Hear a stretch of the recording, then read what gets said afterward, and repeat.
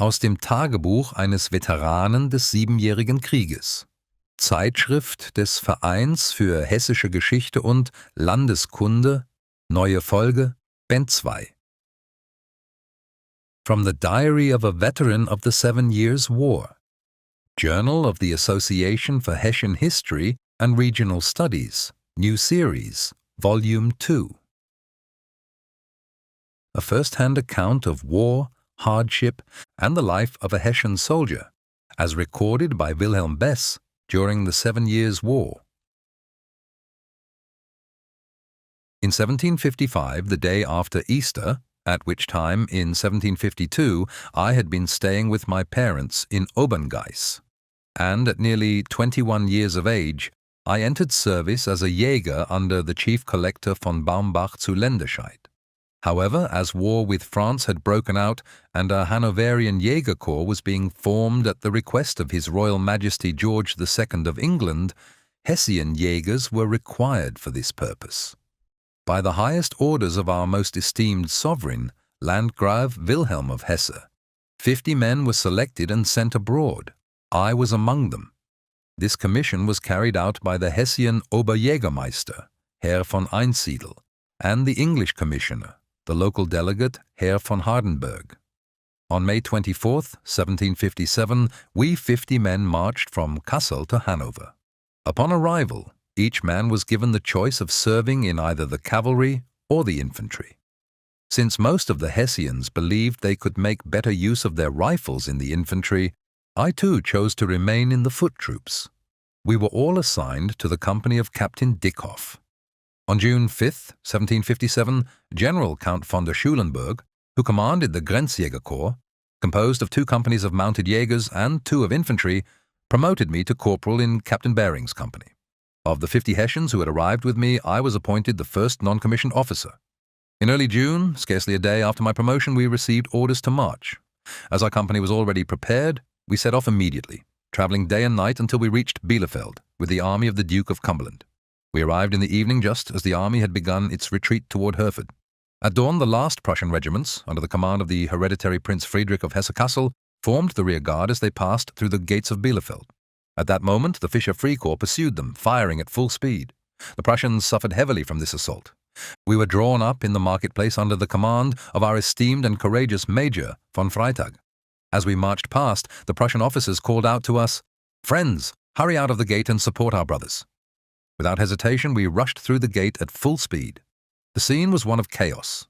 The Prussians were forced to continue their march, while the Fischer Free Corps, alongside French hussars and other irregular troops, pursued them relentlessly, closing to within 20 paces and firing into their ranks. We forced our way through the enemy lines, and as soon as we sighted the approaching cavalry, we took action. With our well-aimed rifles, we felled a considerable number of enemies in the streets, and the nearest hussars were struck down from their horses. Suddenly a sigh of relief spread among our ranks. The enemy who could still run did so, for they did not appreciate the sharp crack and deadly precision of our rifles. As soon as the last elements of the Bielefeld army had passed, we set off as well, taking up position as the rear guard behind the main force and marching to Herford that same day without facing significant opposition. Upon arrival, we were quartered in the town where we were joined by the other infantry company. However, the enemy did not grant us any rest. Around midnight they advanced once more, positioning themselves in the gardens outside the town, while we occupied the ramparts. As visibility improved slightly, the skirmishing resumed and continued for several hours. Since we had an advantageous position on the ramparts and most of our men were excellent marksmen, we delivered such an effective fire that the enemy's return volleys gradually weakened. In the end, they hardly dared to shoot at all, having taken cover in the gardens among the hedges and bean fields. When one of them made the slightest noise, our Jägers quickly located him and silenced him one after another. At that time, General von Luckner had not yet raised his hussar regiment. Instead, he joined us as a major and remained with our unit until a company of hussars was formally established. This officer held us in great esteem for our demonstrated bravery and took particular pleasure whenever we managed to drive back the French hussars over a considerable distance on horseback. In those early days, we quickly earned the respect of the French and gained a reputation for courage among our comrades. Heaven is my witness that we became so bold and daring that we no longer hesitated or considered the enemy's numerical strength. We simply attacked with fresh resolve each time and prevailed. Whenever they heard the sound of our halbman, which they referred to as the fatal music, they would begin to flee. But what inspired such courage among us? Nothing but the deep camaraderie that bound one Jäger to another, and the ambition of each man to surpass the next in valor and to protect his brothers in arms. If a man performed poorly, he had to endure much hardship, and if he failed to distinguish himself in subsequent engagements, when all eyes were upon him, he could not remain in the corps at all. As a result, we were properly tested and had to prove ourselves. The same applied to the officers and non-commissioned officers. Anyone unwilling to face danger and hardship had no place among us. Our steadfast and honorable commander, von Freytag, was constantly on duty, closely observing the conduct of every man, from officer to Jäger. He ensured that each soldier was recognized and promoted according to his merit. In Hereford, 2 of our Jägers were shot dead, among them my rival, Müller from Hanover. This loss affected me deeply as a young man, but God granted me courage. I reassured myself that He had set a purpose for every man, and with this conviction, I continued to fight. By then, our army had successfully crossed the Weser, and we pursued the Fischer Free Corps and French hussars, harassing them relentlessly. Marshal d'Estrées followed us with the French army, numbering 140,000 to 150,000 men, while our forces comprised only 30,000 to 40,000 troops. We engaged in running skirmishes with the French along the Weser, maneuvering up and down its banks until the French army eventually crossed the river. This led to the Battle of Hastenbeck, fought near the town and fortress of Hamelin. On July 24, 1757, the French army advanced from La Fère in full battle formation. Our right flank extended to Hamelin, while our lines stretched past Hastenbeck, reaching the summit of the forest-covered hills. We had fortified this forest, and the army's left flank with 2 companies of infantry and our Jägers on horseback, prepared to meet the enemy's advance. For 2 days, on July 24th and 25th, we remained passive spectators to the cannonade between both armies. On the evening of the 25th, I was sent out with a picket detachment. We had been stationed among sparse oak trees, but were ordered to advance slightly forward into a clearing within the thicket. Before daybreak on July 26th, we began to hear whistling musket balls in front of us. As dawn broke, the enemy emerged, marching toward our position. We immediately opened fire and withdrew toward our companies, who had positioned themselves in small groups of 3 or 4 men behind sturdy trees. As we closed ranks and awaited the enemy, their battalions, primarily Swiss regiments, arrived in force, advancing in tight formation with sustained musket fire. We greeted them with well-aimed rifle volleys, causing them to break ranks and retreat in chaotic disarray into the thicket. Regrouping within the forest, the Swiss battalions launched a second attack, and we again held our ground bravely. But when they charged a third time, they were reinforced by additional troops and artillery brought up the hill, forcing us to retreat under constant fire. By this time, our main army was already in motion, and we were ordered to hold the heights near Hamelin, covering the army's retreat. Once the withdrawal was complete, we, as always, formed the rearguard. Our retreat took us through Bückeburg, and by September 2nd, we reached Rothenburg, beyond the Nienburg. Meanwhile, the French army, now commanded by the Duke of Richelieu, had encamped near Verden. The Duke of Chevreuse had already set out with 7,000 to 8,000 troops, aiming to occupy Buxtehude and Stade. But he had to stop, because there was a sudden change, because on September 9th, between the Duke, our convention was concluded between Cumberland and Richelieu at Klosterzeven. Our corps then went into cantonment near Winsen on the Loire, thus marking the conclusion of this campaign, one fraught with great hardship. Throughout the summer-long retreat, we were constantly assigned to the rearguard and came under fire almost daily, gradually losing many good men. At Hastenbeck alone, in the forest, we left 36 dead and wounded. Yet God spared my life and protected me from injury, despite my frequent presence in the thick of the action. My superiors consistently praised my conduct in all engagements. During our cantonment, each infantry company received reinforcements of 50 men, and new appointments were made, including 1 sergeant and 2 corporals per company. On January 8, 1758, despite being the youngest corporal, I was promoted to sergeant by General Count von der Schulenburg. Prior to this, in December 1757, we had marched to Celle and attempted to seize the town, but the French put up a determined defense. We established a camp in huts on the far side of the Aller, where the enemy's strength necessitated such vigilance that the sentries had to be relieved every quarter of an hour. At Christmas, we withdrew once more to Lüneburg and remained in cantonment for several weeks. By this time, the Convention of Klosterzeven had already been broken, the Duke of Cumberland had returned to England, and command of the army had passed to the Duke of Brunswick. During this cantonment, we were ordered to launch a night assault on the French garrison stationed in the fortress at Harburg. However, they met our advance with a withering fire, forcing us to withdraw. On February 14, 1758, the great army set out, with a detachment of 150 Jäger, assigned to the command of the avant-garde. The march proceeded from Bremen to Preußisch-Minden, where the siege commenced. We remained there until the city's surrender, enduring heavy fire on multiple occasions while reconnoitering the defences. After the surrender, we continued our march on Münster with the vanguard and arrived at the city gate on Easter Saturday, 1758, and the French retreated without resistance. After that, we marched on Dorsten, Dinslaken, and as far as the Rhine, occupying it from Ruhrort to Wesel, and rested here for a while. Here, one night, in complete silence, we sailed across the Rhine in boats from the Ruhr and at daybreak attacked a French regiment of infantry in the village of Homburg opposite. I was on the first ship with 20 men, and we were very lucky that nothing was betrayed. Since they had a battery with 6 cannons on the bank of the Rhine where they could cover the river Ruhr where it met the Rhine, they could have easily sunk our ships in the Rhine here. But it happened at daybreak when most of the command had gone to sleep, especially as the men were sleepiest at that time. Fortunately, the constables had also run out of fuses, but we had hardly reached the middle of the Rhine with the first ship when the guard called us. Before they had lit the fuses and ignited them, we were already mostly ashore with our ship. The bank was very high, and as a result, the enemy's cannonballs flew over us. However, since we had to scale an embankment over 12 feet high, the enemy could have inflicted far greater damage had they maintained better discipline. Yet we had scarcely approached the bank and fired a few rifle shots when the enemy fled, abandoning their cannons. 20 of us quickly climbed the embankment, turned the still-loaded cannons around, and fired into the village. The entire settlement was thrown into confusion. Most of the inhabitants ran into the fields in their nightclothes and hid among the crops. We secured a considerable amount of plunder, including fabric for new uniforms for our regiment. With this and a large number of prisoners, we made our way back across the Rhine to Ruhrort. Shortly afterward, our army resumed its march. We Jäger crossed the river near Uerdingen, a small town on the Rhine, and pursued the enemy as far as Krefeld, where they had fortified their position and prepared to meet us. During the Battle of Krefeld on June 23, 1758, we were positioned on the left wing of our army in the morning. At daybreak, we were ordered to reconnoitre the flank. However, upon entering an oak grove ahead of us, we encountered intense fire from 2 regiments of French light troops who had taken up positions in an old trench and behind the undergrowth. Unable to hold our ground under such fire, we were forced to retreat.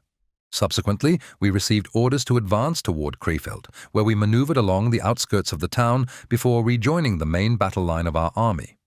As the French hussars and light troops were now skirmishing at close range and firing into our lines, we Jäger were deployed at intervals of 20 to 30 paces along the first line of the army, tasked with shooting down enemy horsemen who ventured too close, which we successfully accomplished.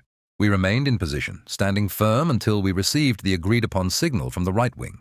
Commanded by the hereditary Prince of Brunswick, this signal came at 11 o'clock in the morning. Our right wing made the first move and had to cross a treacherous swamp. Upon encountering the French left wing, which consisted of several entrenched Swiss battalions, the exchange of fire from both artillery and small arms intensified. However, nothing could halt the advance of our brave German troops, who stormed the enemy positions with bayonets lowered, driving them out of their entrenchments. As soon as the French left wing was forced into retreat, our main line advanced on front against the enemy, and the battle escalated into a general exchange of fire. The French carabiniers attempted a cavalry charge to break our formation, but the steadfastness of our soldiers thwarted their assault. As they advanced to within 40 or 50 paces, our second line targeted their horses, bringing down many of the riders. Since the carabiniers were heavily armored from the front, this tactic effectively disrupted their charge. Their horses collapsed in such numbers that the regiment immediately turned and fled. At that moment, our front line fired upon the dismounted men, inflicting severe casualties. The Carabinier regiment, numbering approximately 4,000 men, suffered heavy losses. Among the fallen was Louis-Charles Belleisle, who was mortally wounded in the battle and died the following day. With their cavalry broken and their left flank in retreat, the French forces began a general withdrawal. We Jäger pursued the fleeing enemy, but the onset of nightfall prevented us from inflicting further damage on their rearguard. We followed them as far as possible before halting for the night. We followed the next day. The enemy army advanced on Neuss to Karst, where we stopped and camped for a while. We were under the command of the Prince of Holstein. As I had been detached from the corps under the command of Lieutenant Duplat, along with 20 Jäger for about an hour, the army began its retreat to Cleve during this time. Unfortunately, the task of reuniting with our command was overlooked. When we happened to receive word that our main Jäger detachment had already left Karst and that the French were advancing in force, we immediately sought to make our own retreat. However, as we approached Karst, we were suddenly confronted by 6 troops of enemy cavalry, a force consisting of hussars, volunteer cavalry, and Red Dragoons, Dragons de la Légion de Conflans. Fortunately, the cornfields were still standing, providing us with concealment. By moving crouched and carefully through the fields, we were able to mask our numbers from the enemy. As the hussars charged toward us, Lieutenant Duplat, who was always of a nervous disposition, exclaimed in despair, "Brothers, we are lost. We must surrender and beg for mercy." Recognizing the dire situation, I, as the senior non-commissioned officer, immediately intervened. "For God's sake, Lieutenant, do not despair. The enemy does not know our strength. In fact, they do not even realize that we are Jäger. Have the men sound the half-moon signal and let us advance through the cornfield to the left over that hill.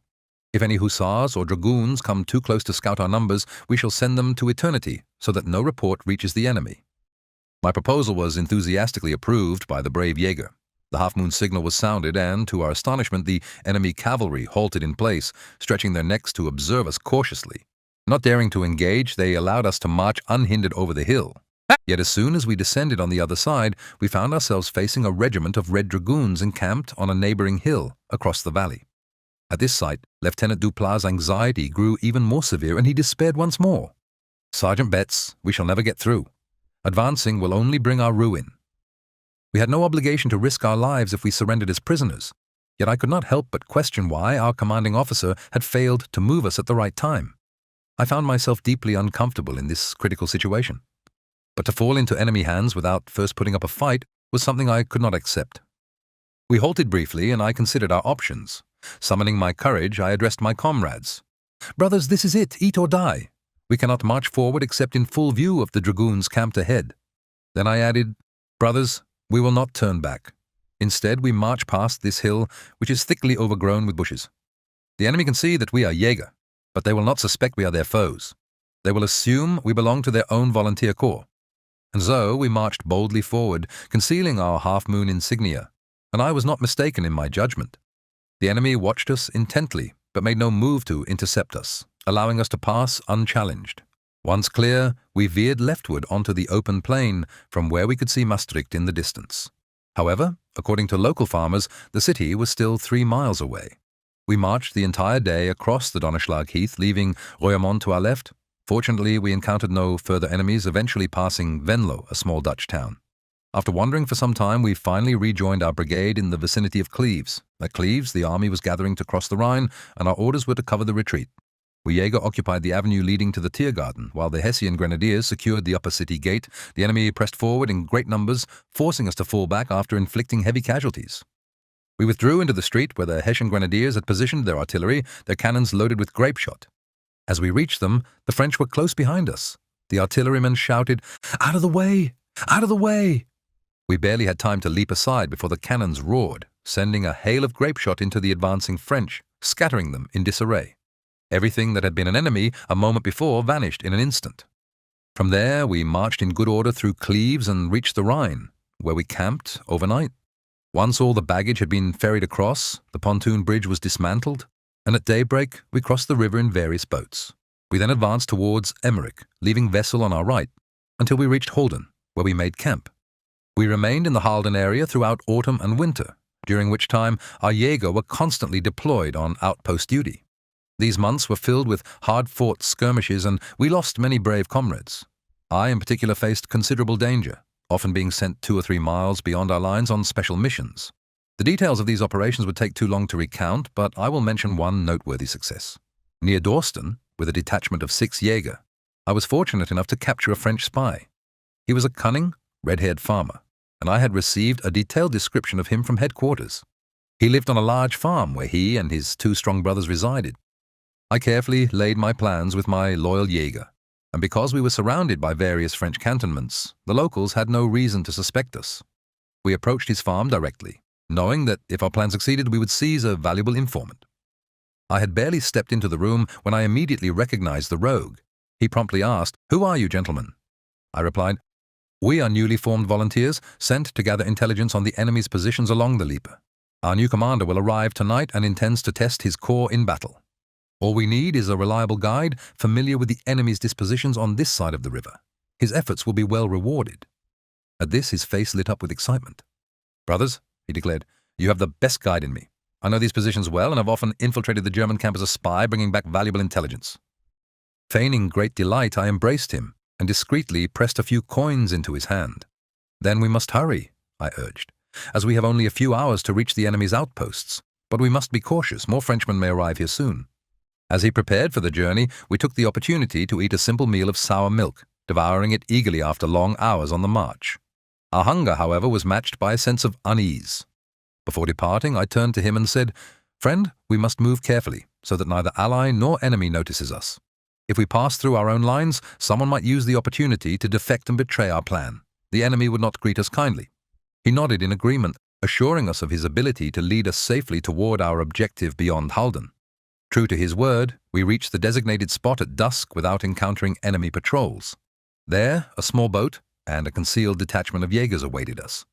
We had reached a position roughly 300 to 400 paces from the riverbank and were out of immediate danger. I approached the rogue as I had done throughout our journey, ensuring he suspected nothing. But when he glanced around uneasily, as if sensing something amiss, I acted at once. Grasping his red hair from behind, I growled, "Traitor! Now you will learn who we really are. Move quickly, or I'll strike you so hard across that red beard that you'll lose both hearing and sight." His legs trembled, his voice failed him, and he dared not call out. Without further incident, we crossed the river safely, delivered him to headquarters, and left him to his fate. Our efforts were handsomely rewarded. We continued operating in the region until the end of 1758, engaging the enemy almost daily. After 11 months in the field, we finally arrived at Kirstenhausen in Hesse in early January 1759. Amid our constant duties, I requested an 8-day leave from Colonel von Freytag to return home and re-equip myself. Permission was granted without hesitation. Overjoyed, I set off at once, eager to see my dear parents and siblings. After 2 years of peril, I was welcomed home with tears of joy. Yet my respite was brief. No sooner had I spent a night in Oberngeiss than rumors spread Hersfeld was occupied by Austrian infantry, heavy cavalry, and hussars. The following day, a strong detachment of Czech hussars and dragoons entered Geiss. I remained hidden until Saturday, then slipped away under the cover of night. By the time I rejoined my company, they had already presumed me lost. A few days later, Colonel von Freytag summoned me and said, "Since the imperial patrols have grown so bold, advancing nearly to Homburg and even capturing and badly wounding 2 Hessian horsemen near Mühlbach, Prince Eisenberg has ordered a detachment of Jägers to be sent to Hersfeld to harass their pickets at night. However, before we commit troops, a reliable man must first reconnoiter the enemy's positions and outposts." The colonel then asked who might be suited for such a mission. "I will do it myself," I responded without hesitation. "I know the area best, and you may trust in my loyalty." The colonel was pleased with my offer, but cautioned me, "Proceed with the utmost care. If the enemy captures you, they will treat you as a spy." That evening, disguised as a peasant, I set out from Kirstenhausen. By 4 a.m., I arrived safely in Oberngeiss.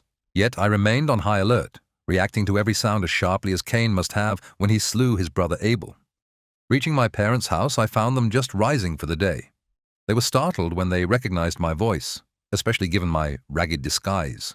I quickly reassured them, explained my mission, and took the opportunity to rest for a few hours. At daybreak, my mother appeared beside my bed, panic in her voice. "Great God, what is going to happen now? The Imperial Hussars have stopped across the water." I calmed her fears. "Say nothing. No one knows I am here. It's just their usual morning patrol." With that, I slept for another hour. Later, I proceeded with my reconnaissance. The enemy's outermost outpost consisted of 12 hussars, stationed in the village of Almershausen, an hour's march from Hersfeld. Having confirmed this and gathered intelligence on the number of regiments garrisoned in Hersfeld, I departed at nightfall and returned to Kirstenhausen by morning. Without delay, I reported my findings to Colonel von Freytag, who forwarded them at once to Prince von Eisenberg in Frickla. Orders came swiftly. A detachment of Jägers was to be dispatched immediately to harass the enemy's outposts, keeping them in such a state of alarm that they would be forced to reduce their patrols. I was summoned again to the colonel's quarters. "Is it possible to approach the enemy unnoticed and fire upon them?" he inquired. "Certainly," I assured him, "and if we strike at the right moment, we will take prisoners as well." "Excellent," he said. "Would you take command of the operation?" For a non-commissioned officer to receive such an order, one usually reserved for an officer, was an honor and a test of my abilities. However, I faced an unfortunate complication. The veteran Jäger companies were on assignment in Ziegenhain. My force, apart from a handful of convalescent older Jägers, consisted entirely of young recruits from the newly formed Bülow Company, which had only just arrived in Borken a few days prior. Nonetheless, at noon, I led my so-called Spelljägers from Borken, marching through Lützelwijk, Sondheim, and Rodemann, then pressed on through the forest. By evening, as dusk settled, we reached the village of Mühlbach, then proceeded toward the Aue. In this place, I asked a man I knew very well whether he had heard anything about the Imperials and whether the hussar post was still in Almershausen. He said, yes, someone had come from there this evening and brought the news that 200 Pandurs had moved into the pine forest not far from Almershausen that same evening. At this news, my praiseworthy Jäger stood on their hind legs and said, there goes the devil. For my worthy command consisted only of Hanoverian farm boys who had not yet gotten any further. Here it was now with me as the commander. Bird, eat or die, honor or shame. Full of despair, I said, anyone who wanted to be a brave Jäger should follow me, and the bad ones should stay behind. I would always go ahead and risk my life first, and if they all deserted me, I would carry my skin alone, do my duty, fire on the enemy, and then retreat again. Then I moved on. When I looked back again, one after the other came slowly strolling after me. God help me, bad prospects for me. I turned around, spoke up again, and encouraged them, and so the march to Obergeiss began. We arrived here at 9 o'clock. To encourage the brave heroes, there were still about 8 men. My command had fallen into disrepair on the way. I had them given a measure of brandy. This spirit really did give them courage, and everyone assured me that if I went ahead, they would follow me faithfully. But with the loss of spirits, courage also disappeared again, and the result of my unfortunate story shows how badly they had kept their word. It must be noted here that this happened in the month of February, when just at the light of the moon there was deep snow and it was frozen hard, so that the snow sparkled like diamonds. In order not to be disturbed by the patrols and posts and to avoid being noticed, I set off from Geiss on the right through the forest to the so-called Halgens, a farm that lies in the forest an hour from Hersfeld. From here I turned left through the forest called Schieferstein, and we came out on the meadow below Almershausen above the Glimps mill. Here I sorted my Jäger according to size, and from here we went to the village.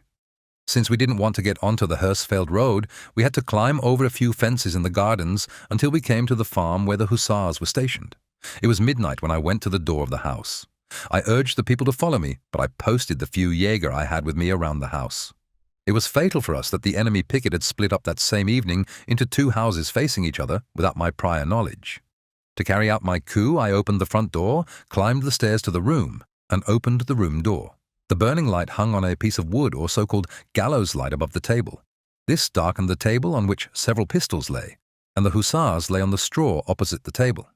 As I now opened the door, and before I could grab my rifle, a hussar jumped up from the straw, grabbed one of the pistols lying on the table and, as I soon saw when I returned to this house, fired the bullet into the doorpost 3 fingers' breadth above my head.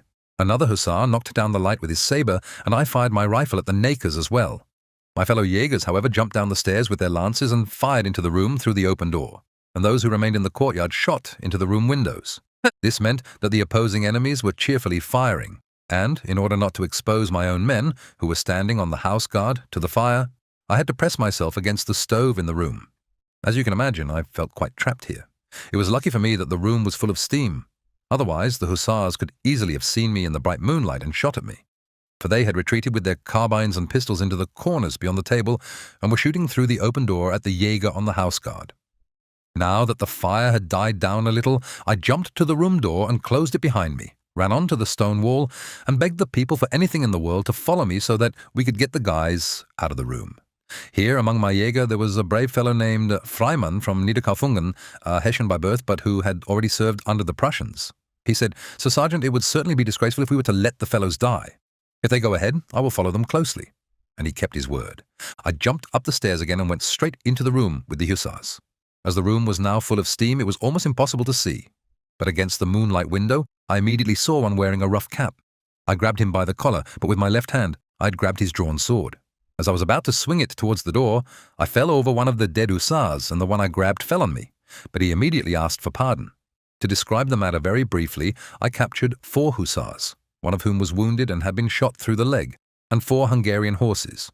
The hussars opposite had probably locked the door and also made noise. When a great uproar was struck in Hersfeld, I decided to retreat with my prisoners because I was 5 miles away from the army. I arrived in Fritzlar with them the following day, bringing with me the first imperial prisoners. I later learned that, at the time when I had to jump out of the room for the first time, a hussar captain with 80 men was standing in the street in front of the village. But the loud report of my rifle may well have taken away his courage to advance any further. When we had left, he followed us to Gittersdorf.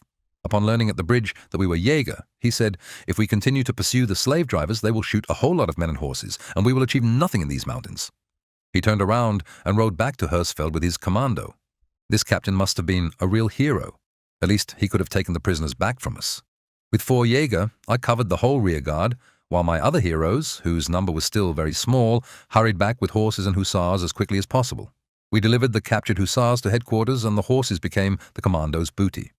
This fortunate coup earned me an excellent reputation with my colonel.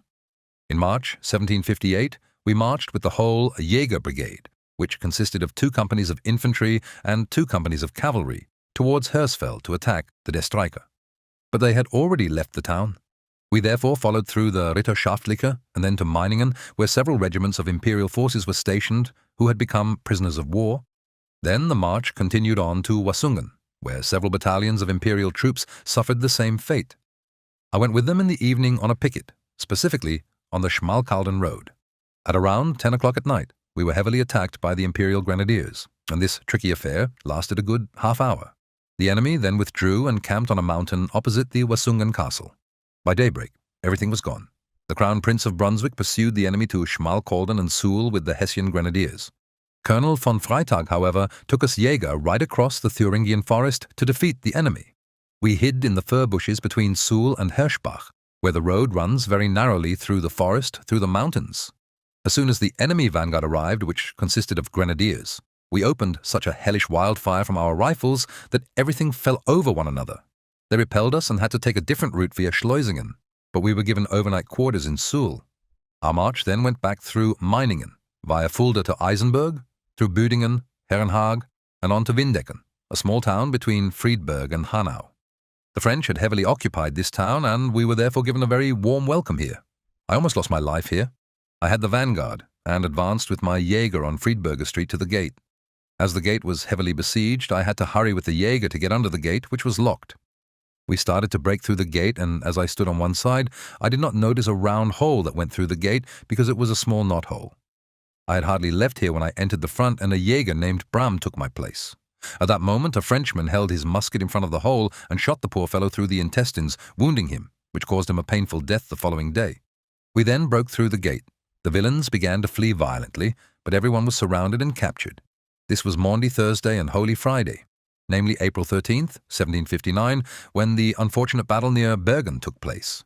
We Jäger had to cover the right wing of our army, and in the morning we took Biebrich von Wilbel. We held this until around midday, and from here to Bergen we had to advance through the forest against the enemy. We came under heavy fire from them in this forest until we had to retreat towards evening to the area around Kilianstetten, where we received the sad news that our brave Prince Eisenberg was dead. Here we remained overnight on a hill, and had to hold out the next morning until our army had started to retreat so that we could form the rear guard. The French light troops made this retreat through the open fields of the Wetterau difficult enough for us, but we respected them so much that they could not do us much harm. From here, the army went back to Lower Hesse, where we spent the summer chasing the enemy around again until the autumn, when the French retreated towards the Rhine. For the sake of brevity, I will pass over all the skirmishes and warm hours we had up to that point, and only mention that in September 1759 we came via Marburg and Gießen to Wecklar. Here we had a sharp attack in the gardens of Wecklar, where we had several dead and wounded. From here we marched under the command of General von Luckner via Usingen-Weilburg, Limburg, Montabaur to Koblenz. We took the same route without engaging the enemy back to the area around Wetzlar, where we occupied the Altenburg Monastery. I have never understood the reason for this inactive expedition, probably to collect pillage. As we had now occupied the Lahn above Wetzlar, the enemy frequently came down from Braunfels to attack our picket at the local mill, which consisted of our infantry and hussars. I was sent several times to their aid with a commando of Jägers, and was lucky each time to force them to retreat. On October 7th, 1759, the enemy, wanting to forage, sent a strong commando of Swiss from Braunfels to attack our picket. I had to advance again with a strong detachment of Jägers, commanded by Lieutenant Preiselius from our company. "Forward, Jäger," I called, as we moved out strongly with a few brave men. Once again, we forced the enemy to retreat. But during this attack, I had to hold off heavy flank fire from a hidden Swiss detachment. I was shot in the right leg. We then had to retreat, and thanks to the steadfastness of my brave Jägers, I was dragged along and barely escaped the enemy's hands. This treatment lasted almost 8 weeks, during which I had to endure a lot of pain, and I stayed at Altenburg Monastery the entire time. However, when the order came for our brigade of Jägers to march to Saxony, I went with other wounded men to Borken in December. From there I left the company and went to Obengees to see my parents until I was fully cured. Since our Jägers did not go further than Nentershausen, I received orders to march back to the Rhine. I returned to the company in Dillenburg in February 1760, where we stayed for a few weeks. From here, we marched via Marburg to Kirchhain and camped in this little town for a while. As marching on foot was not possible due to my injured leg, I was assigned as a sergeant to the Jäger cavalry on May 1st, 1760, to Major Friedrich's company. With the French army advancing strongly once again, we retreated via Ziegenhain to Kassel and spent the summer fighting all over the country with the French light troops. During this time, we entered the forest near Speckswinkel with our company and 2 infantry companies to observe the French corps stationed at Ergsdorf. We fared very poorly here, as the French restricted us greatly. Due to our weakness, we had to remain hidden in the forest. We had no bread most of the time and had to survive almost entirely on blueberries.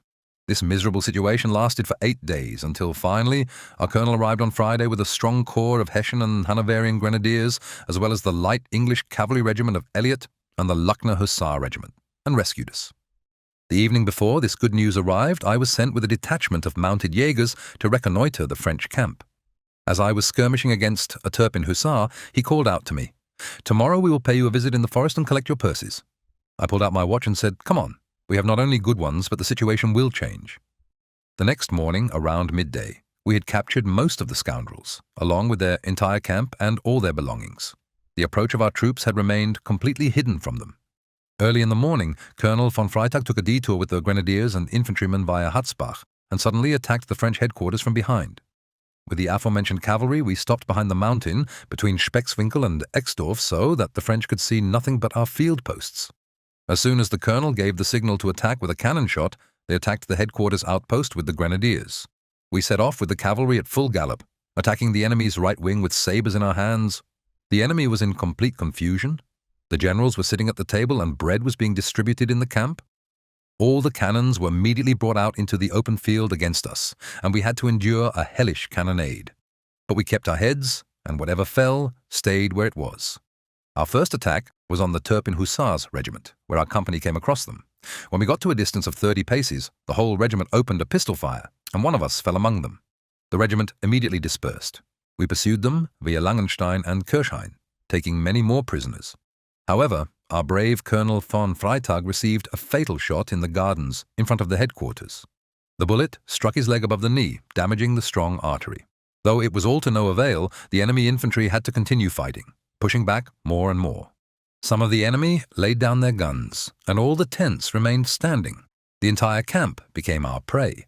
A section of infantry under the command of a Prince of Eisenberg had made their way through the forest, but the Elliots pursued them and caught up with them again under Amöneberg.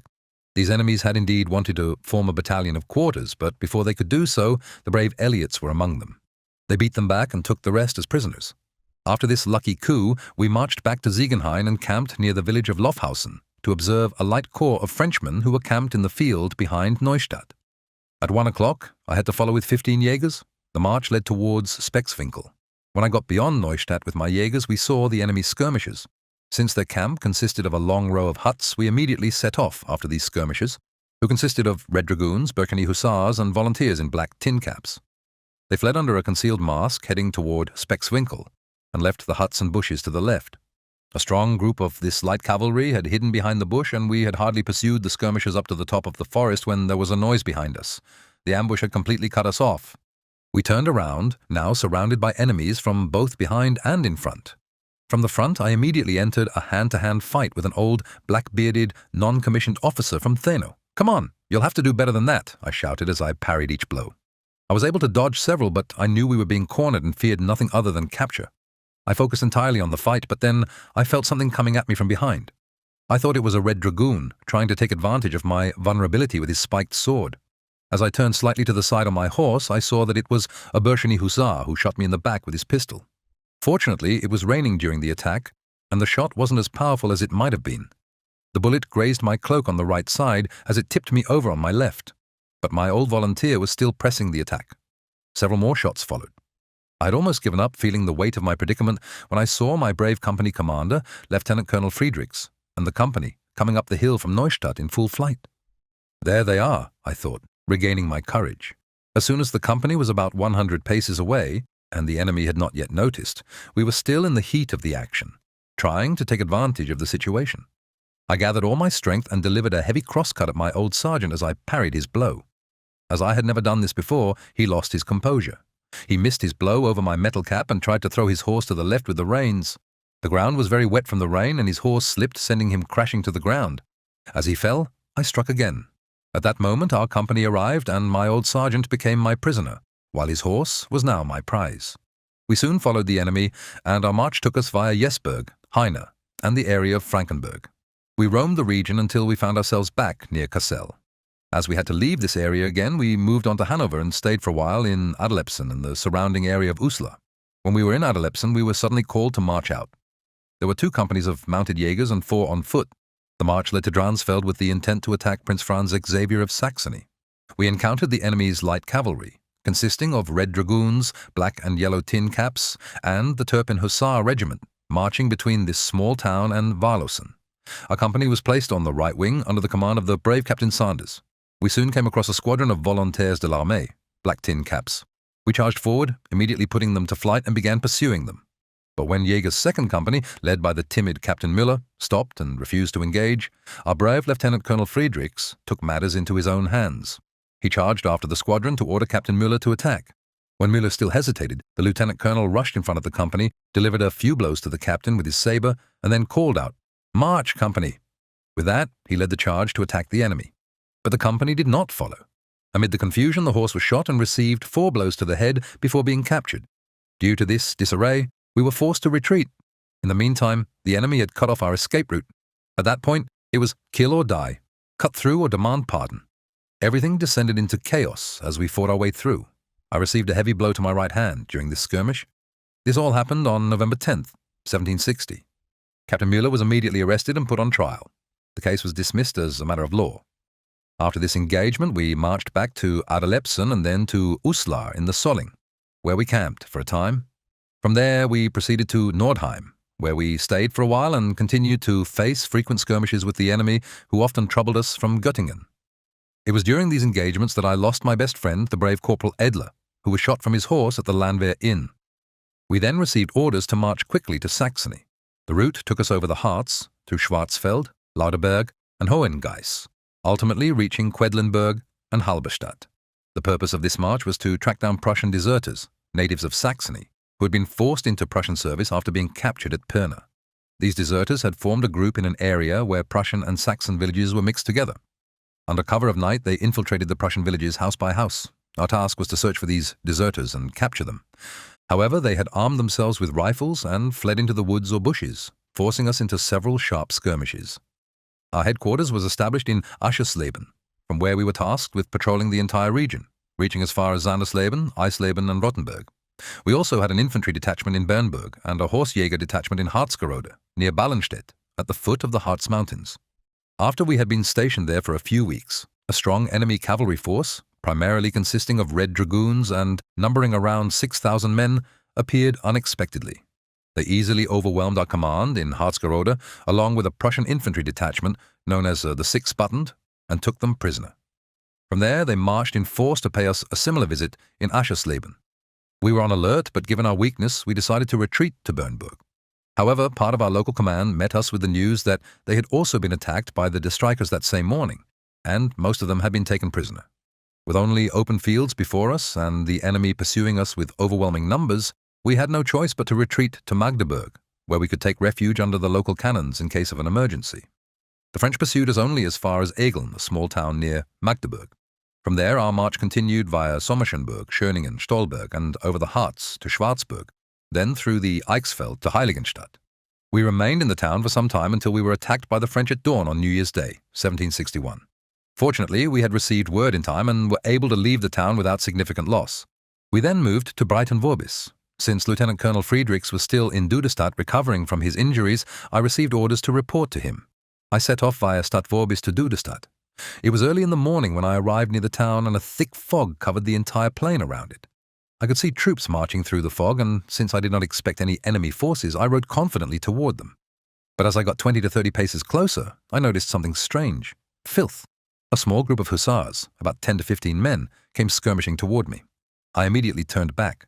Although they opened fire on me, I managed to escape unharmed. My mount, a 6-year-old Holstein gelding, was weary from the morning's ride, but I had no choice but to keep going.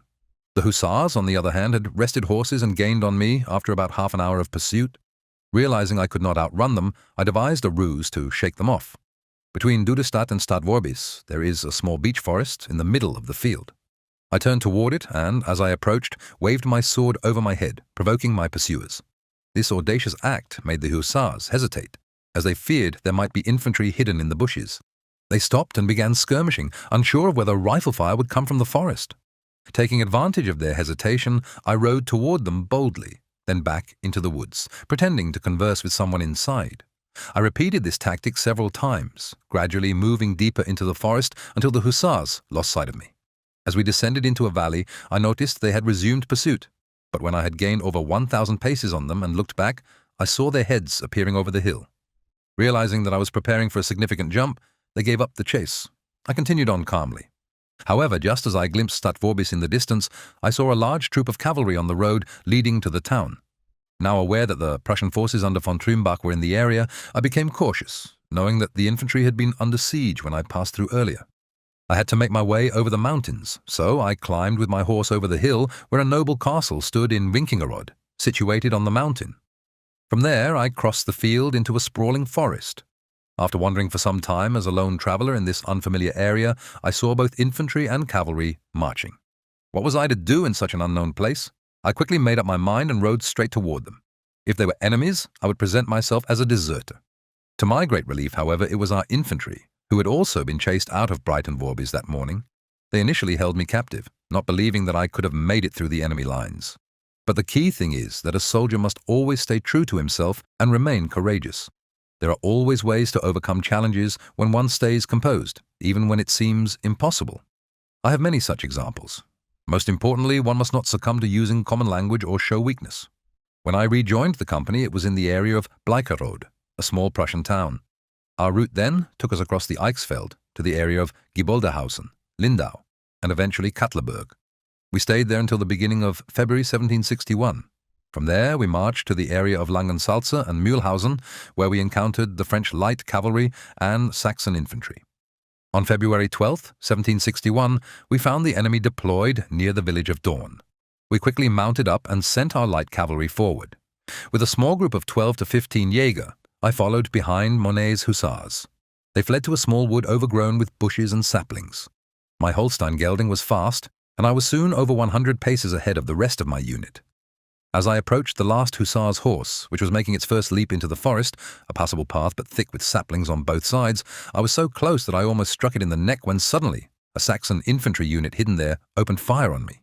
The gunfire was intense and I took 5 shots, one through my left arm, one that bruised my left kneecap, one that ripped my hat and cotton cap off my head, one that tore through my uniform on the right side, and one that hit my Hungarian saddle near the back of the bunk seat.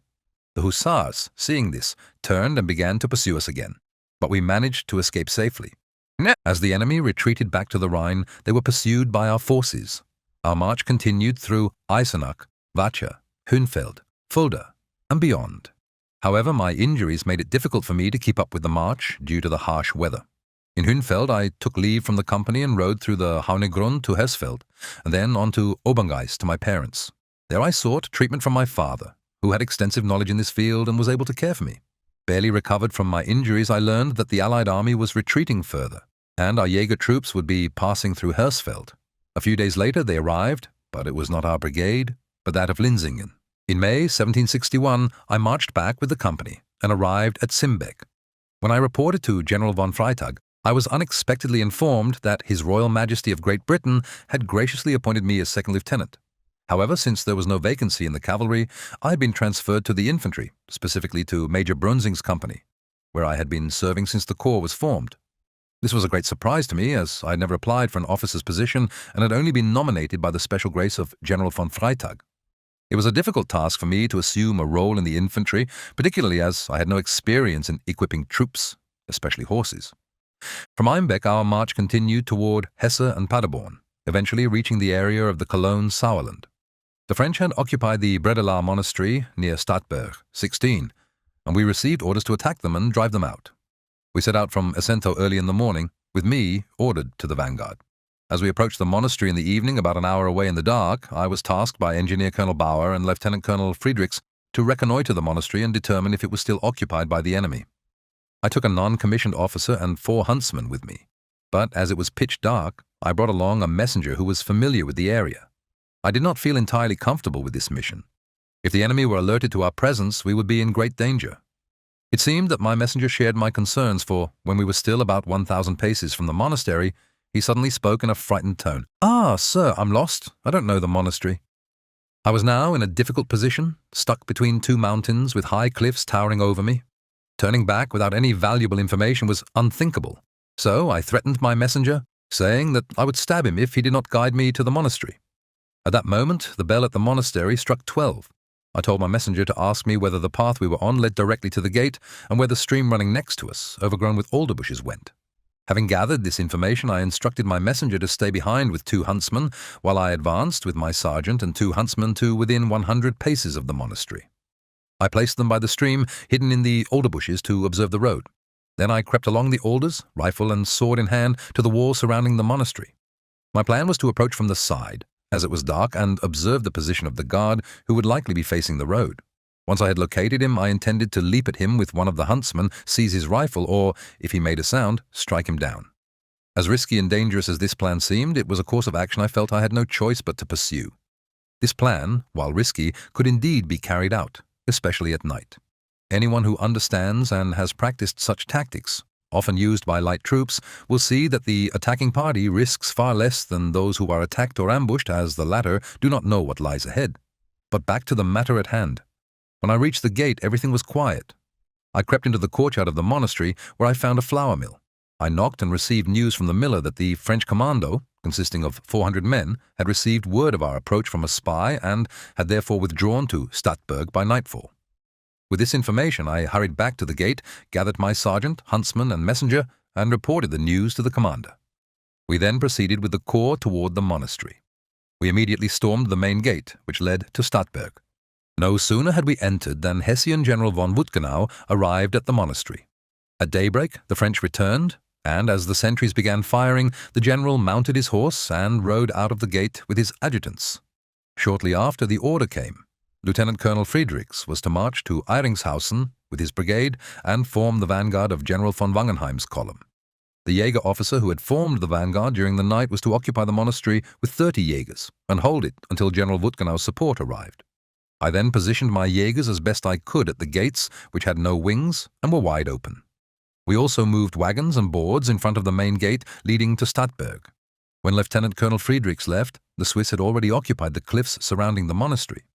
As the brigade barely began marching, the Swiss and French chasseurs advanced strongly. The fire was intense, and within a quarter of an hour, the enemy had climbed over the walls, filling the courtyard of the monastery with Swiss troops. I had to abandon my post on the bridge to Stadtberg, as we were completely cut off. As I gathered the remaining chasseurs and attempted to flee to the gate through which I had entered during the night, a detachment of Swiss troops emerged from the side and opened heavy fire on us, though it caused little damage. As we tried to retreat through the left gate, the street I had previously passed through was now filled with Swiss. Attempting to withdraw with my few chasseurs to the left of the wall, we came under heavy fire from this battalion. It was there that I was struck in the right shoulder on August 5th, 1761. I fell to the ground from the impact, but there was no time to lie down. I quickly got to my feet just in time, for the Swiss were now behind me with bayonets. Not wasting a moment, I continued my retreat along the wall. As I reached the end of the wall, I saw a battalion of chasseurs marching on the other side. I scrambled up the right side of the Erlenbach and managed to escape, but I had to run for nearly a quarter of an hour before reaching General Wutgenau's corps. There, Field Marshal Bauer from the Fürstenberg, now Donop's regiment, extracted the bullet for me. I had to endure considerable pain, but I held my ground.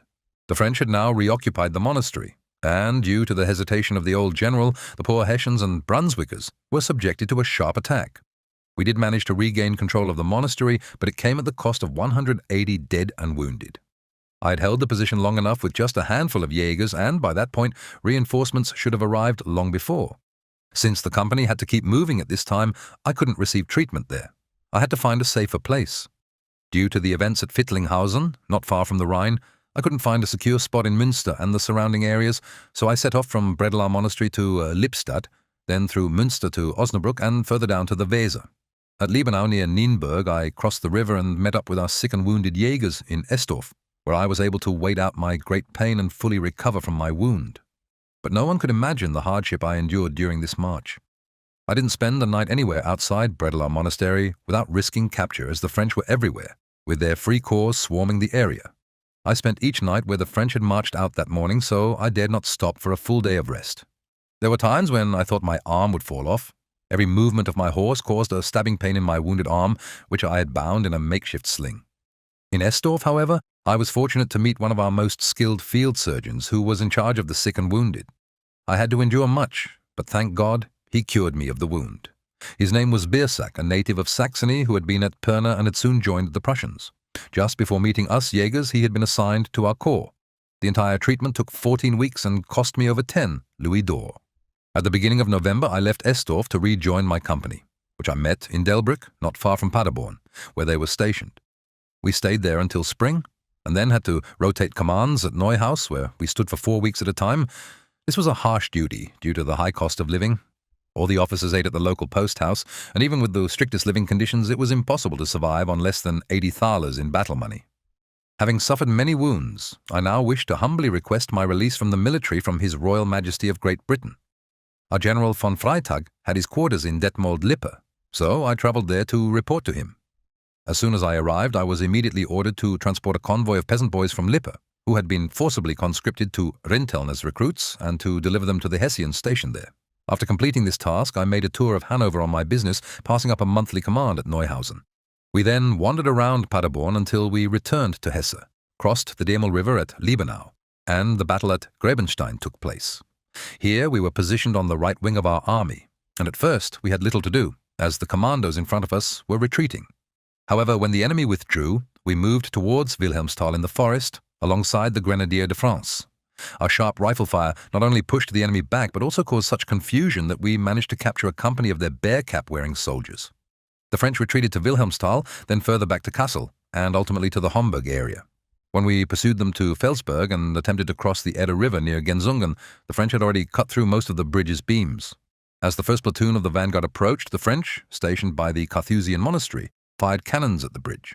The bridge collapsed into the Eder River with the Jägers still on it, which was a pitiful sight. Fortunately, no one was killed, though a few Jägers were slightly injured by the timbers of the broken bridge that had fallen with it.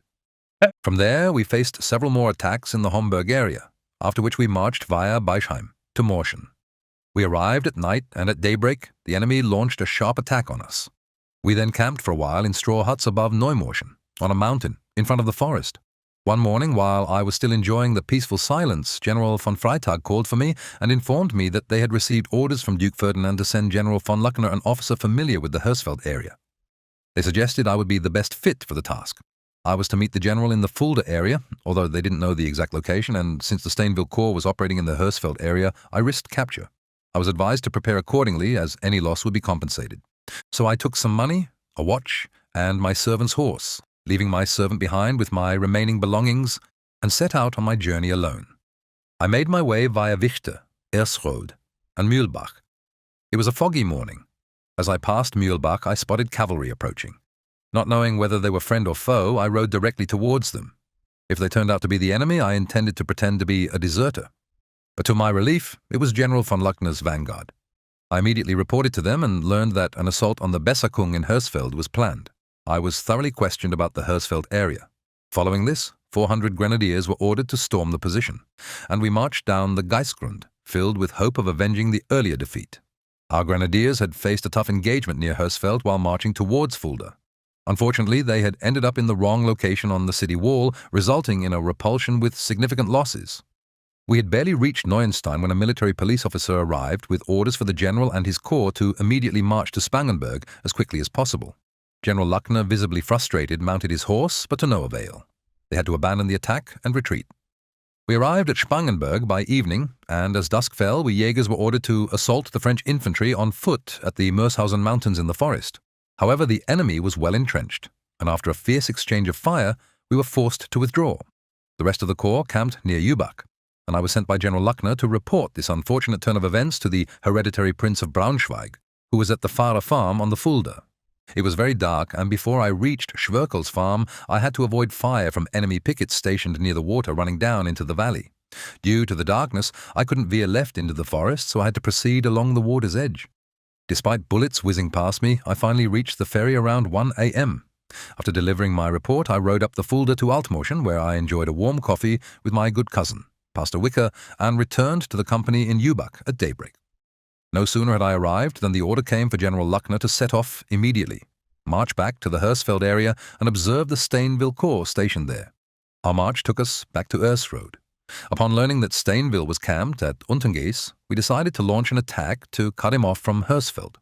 The plan was to have part of the infantry and cavalry move undetected through the forest to the Gittersdorf area to block the enemy's escape, while General von Luckner would lead a direct assault on the camp. As I knew the area best, I was tasked with leading the first group through the forest. However, we had hardly reached Oberngeiss when I received word from a shepherd watching over the forest that Monsieur Stainville had retreated to Hersfeld. I immediately reported this to General von Luckner.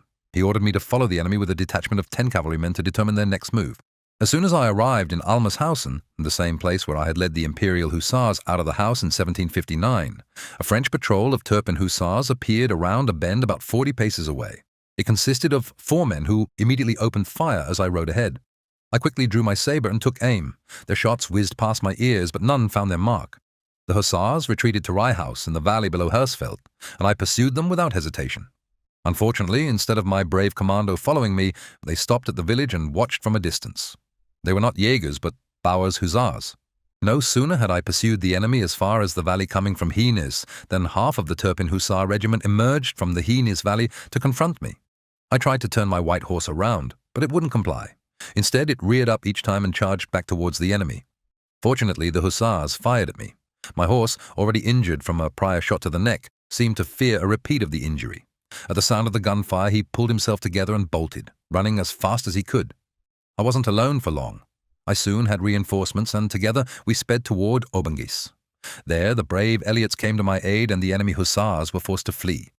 Before they could reach Hersfeld, we had captured over 30 prisoners. To my relief, I found my Bauer's Hussars had made it back to the corps, safe and sound. In the evening, we marched to Neuenstein, where we camped overnight. At daybreak, orders arrived from Duke Ferdinand for General von Luckner to rendezvous with the Crown Prince of Brunswick, who was stationed in the Homburg under Ulm area. I was tasked with scouting ahead, accompanied by 2 of Luckner's Hussars, to determine whether the area above Neukirchen was clear, as Stainville was positioned in the Oberaula area. I had to send regular reports back to General von Luckner, who followed me with the rest of the corps. When I reached Neukirchen with my 2 Hussars and entered the forest, I could see the road leading to Oberaula from the town. To my dismay, a large enemy Hussar detachment was riding towards the town. My Hussars, who were French deserters, lost their nerve, and we were forced to hide in the forest until the French passed. Once they had returned, I resumed my march through Neukirchen-Ottrau and onward to Dannerod, where I found the headquarters of the hereditary Prince of Brunswick. After delivering my report, I turned back and, by 11 p.m., found General von Luckner in the village of Wahlen. From there we marched to Alsfeld, where we camped for several weeks. During this time I received orders that my dismissal with pension had been graciously approved by His Royal Majesty of Great Britain. I was then sent back to my company and met General von Freytag near Gittersdorf in the Hersfeld area. From there I left the corps for Hanover, where I received my pension certificate from the Royal Military Chancellery, along with a firm assurance that I would be offered forestry service at the first available vacancy to be managed by the Lord Landdrost of Hanstein in Münden.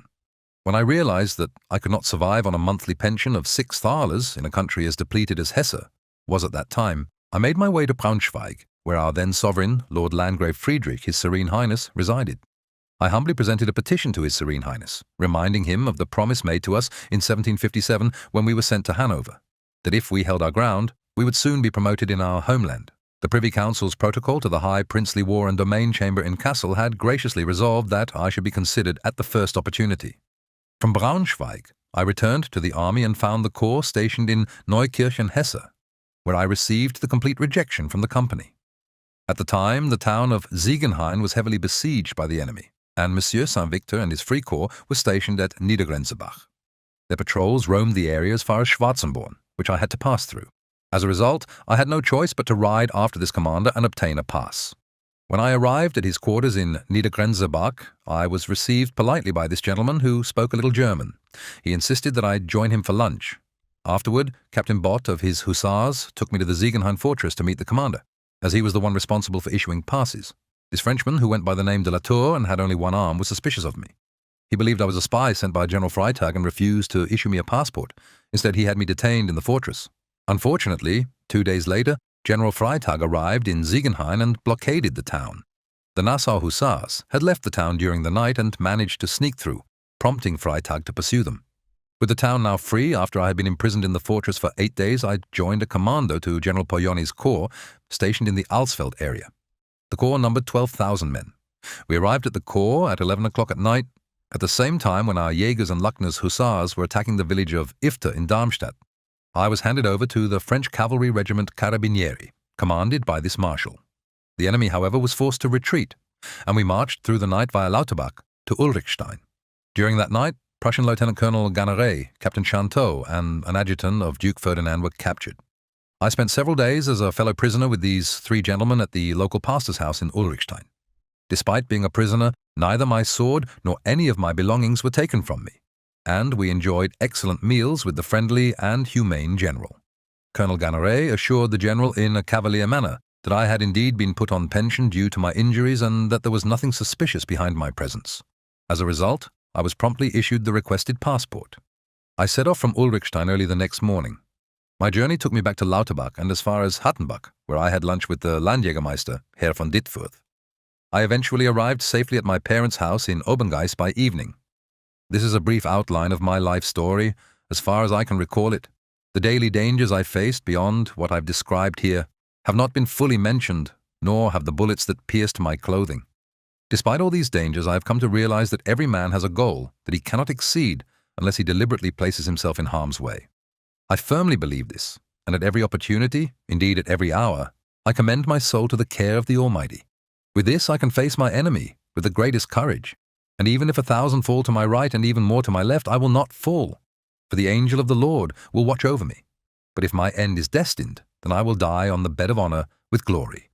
The good Lord placed these thoughts in my mind when I was a soldier, and so I have done my duty with courage and bravery.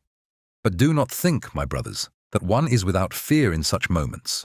Just imagine that when an enemy marches toward you with a gleaming gun and a drawn sword, and you think, perhaps you will be in eternity in a few minutes. This will certainly stir your heart. However, this must not lead me to such faint-heartedness that I fail in my duty and lose my honor. No, as a righteous soldier, I must first commend my soul into the hands of the Almighty in all these perilous moments. Then I gain courage and fight with steadfastness, not fearing danger. And this is certain. When one is thrust into hand-to-hand combat with the enemy, one becomes so embittered by the fight that fear no longer holds sway.